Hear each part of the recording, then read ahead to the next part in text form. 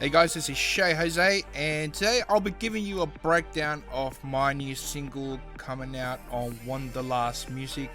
Wanderlust Music is actually Pretty Pink's new label. She's an artist that's signed to Anjuna Deep, Armada, and is making waves around the melodic house scene around the globe. So, hope you enjoy this track. What I might do is just do a little bit of a playthrough. Let you have a listen to the track if you haven't heard it. By the time you see this video, the track will be out, so it'd be great if you can actually grab a copy on Beatport or stream it from Spotify or Apple. It'll really help me out. So without further ado, let's have a quick listen of this track.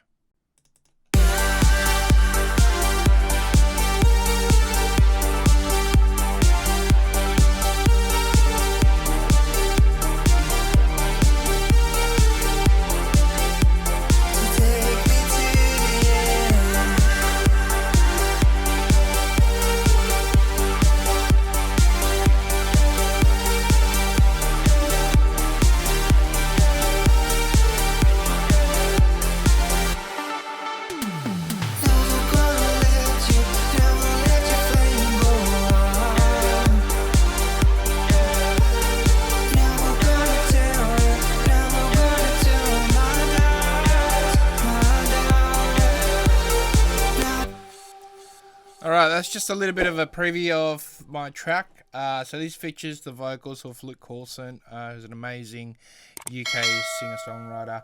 Alright, so let's get started. First off, I actually wrote this song probably about a year and a half ago, 2 years ago, right in the middle of the pandemic. So my project style and template has actually changed quite a bit since then. So forewarning, if you want to have a look how I'm actually doing some of my other work at the moment, go check out some of my other videos where I cover some of the latest tactics and techniques that I now use. But with saying that in mind, this is still very relevant for some of the other productions, some of the other techniques that you can use today. So let's get moving on.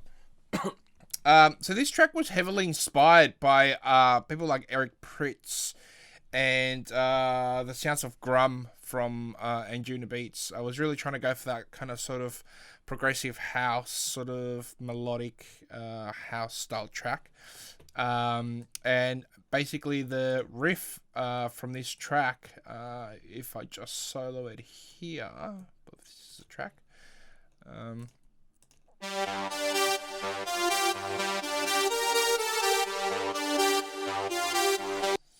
It's a really cool patch. It's actually very similar to the Generate lead that Prydz actually did a few years ago. I've kind of been obsessed with that lead for a while, and I've recreated my own patch, which you can actually grab as part of my basic tier in my Patreon program.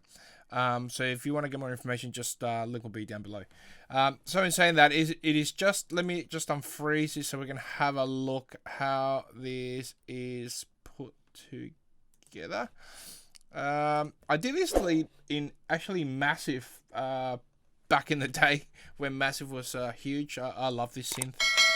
So I've done an updated patch on this in Serum, because I believe like 90% of people now use Serum compared to Massive. So you can grab that from the description. So it's just essentially is just a lead with a couple of saw waves in there. We've got some LFO tool that we're using to duck the lead out of the kick.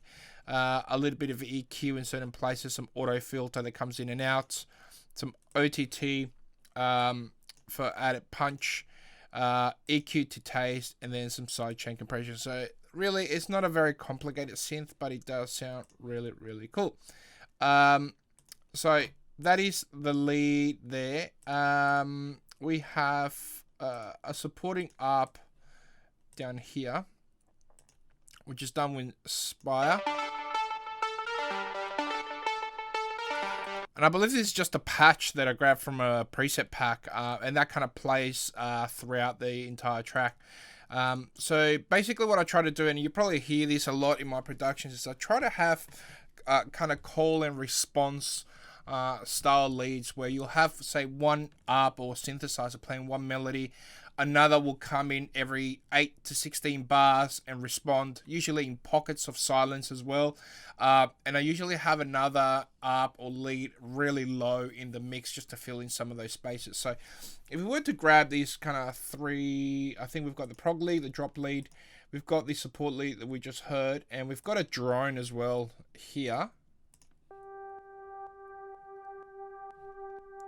So if we were to grab those three, you will actually listen to how much the sound frequencies are actually filled in just by these three synths.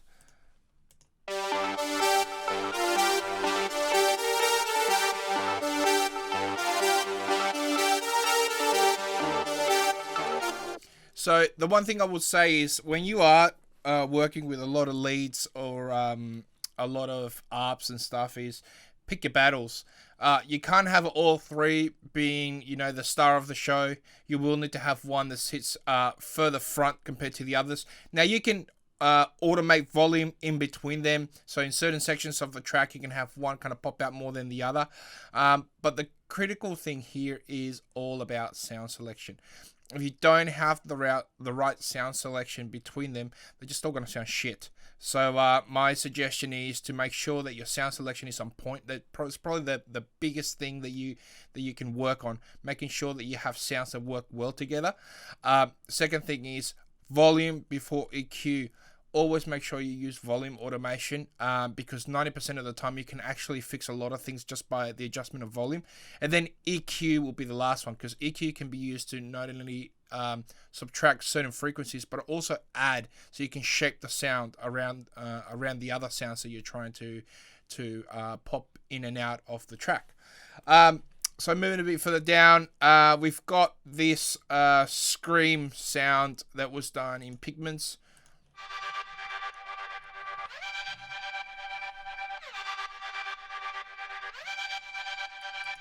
And this plays throughout the whole track, and it just really gives a vibe to the entire track. So if I were to grab once again this, the drone, the leads, and where is it? The ARP, and drop lead. Let's have all three together.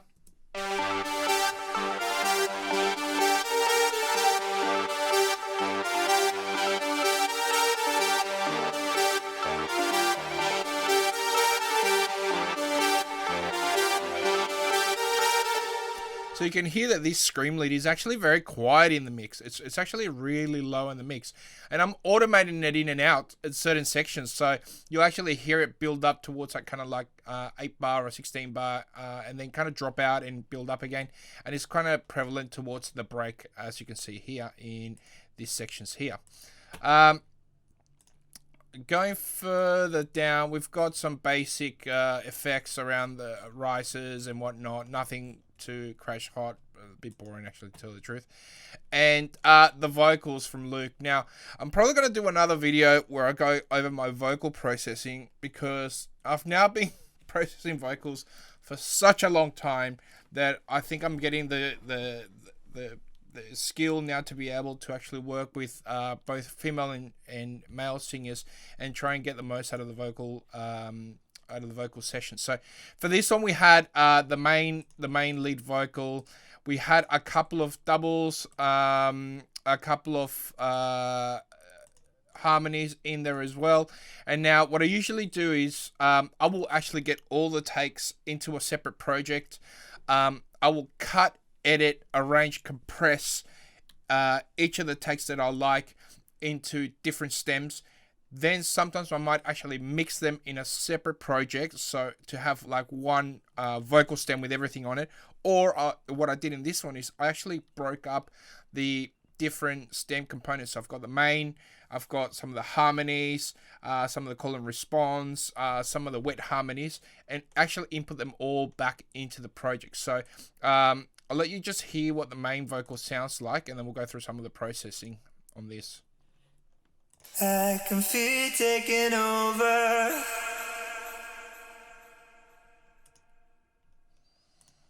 I can feel you in my head. So for this one, as you can see, I've got no processing on this, which means I actually comped this vocal and processed it in another session. But what I have done here is just added some subtracting EQ around 291 because it was feeling quite boxy. Removed a little bit from the 1300 range and actually added some air around the 4K. And I've done this obviously across the bus, so all these channels will be affected the same way. Before that, I actually added a compressor. Now, I love this compressor. It's so easy to use on vocals. It's just the RVox. So we're doing a little bit of compression in there. Then we're actually removing some of the unwanted frequencies. And then we're running this through a de-esser. Just a FabFilter Pro DS through this track. And finally, we're compressing again. Just slightly compressing on here to actually, get the most out of those vocals as well. So my suggestion is always to do things in stages. Don't let one plugin actually go and be the workhorse for everything. So that comes to compression, to limiting, clipping. I tend to do this in stages, and I tend to find that you get a better result doing this. For example, you can compress, EQ, DS, compress, EQ, and then add another compressor. Or you could limit, EQ, and limit again. What you will find is you'll get the characteristics of the different VSTs to give you that kind of different sound, but also you won't be slamming one particular plugin to actually do everything in one. So really play around with doing that. And like I said, I might do, if you want to see a separate session on how to comp vocals, what my process is, just leave a comment below. I'll try to make a video on that. I'll probably try and use a track that's already released rather than a new one, so you can actually see the process of what I did to get around that. So other tracks that we've got in here, just some of the doubles with a lot of reverb on those vocals. And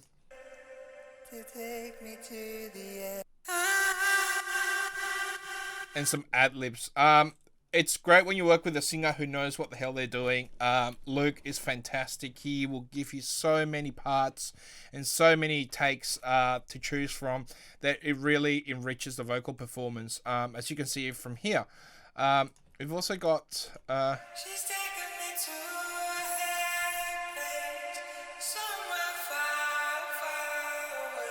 So we've got some great harmonies in there that we've done. Like I said, there's actually no processing here, so I've actually moved this into another project. And then we've got this little vocal chop in here that actually complements the entire vocal bus stem. So if we hear it all together from here, you'll see how that all fits together. It's kind of that call and response tactic once again. Never gonna let you, never let your flame go out. Yeah. Never gonna tell you, never gonna tell my doubts, my doubts. So that is a bit on the vocal bus channel. The bass on this, if we move a little bit further up, once again, it's done in pigments, nothing too impressive. This was the sub channel that I did here from memory. Let me have a look. I think so. And this is the top bass in here. I'm surprised I actually didn't put this in mono, which is kind of stupid for me. It really should be in mono. But in saying that, usually when I'm running the master channel, as you can see here, I've actually turned all the outboard stuff on the stereo mix out for mastering.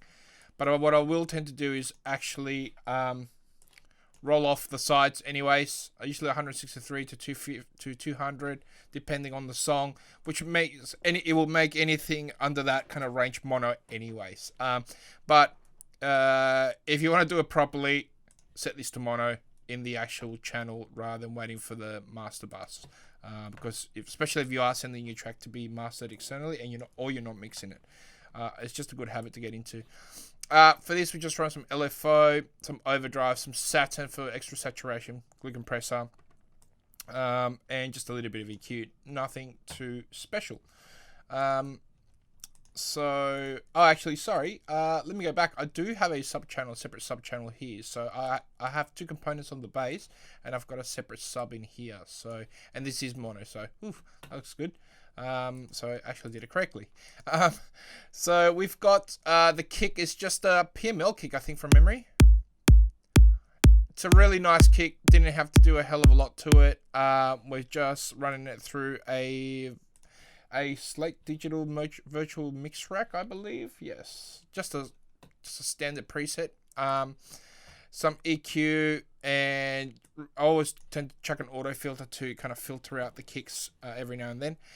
There's this one part in here where the song actually filters out completely. I'll let you hear it and you'll see what I mean and how it actually kicks back in. So we'll play it from just here.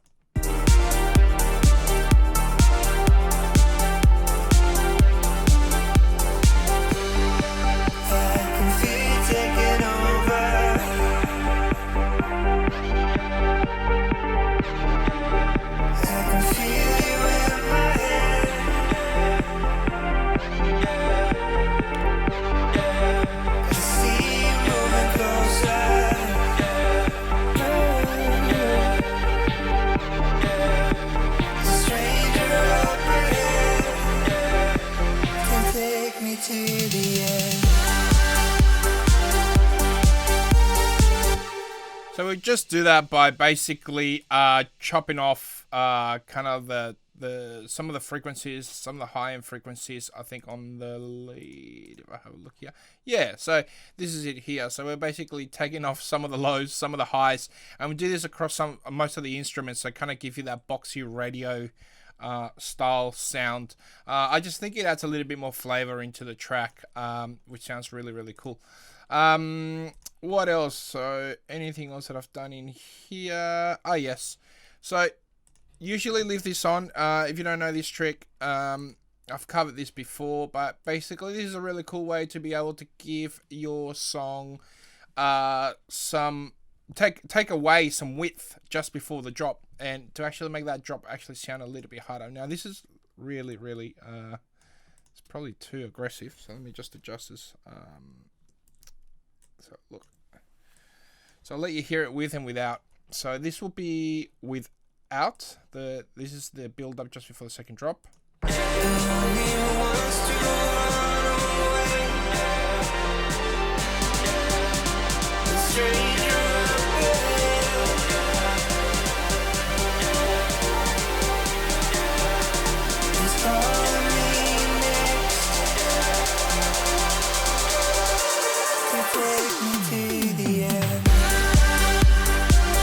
So that's without, and now I'll let you hear it with. You'll see how much the track gets really narrow in mono, and then it kind of spreads when the second drop kicks in. It really does make a huge difference.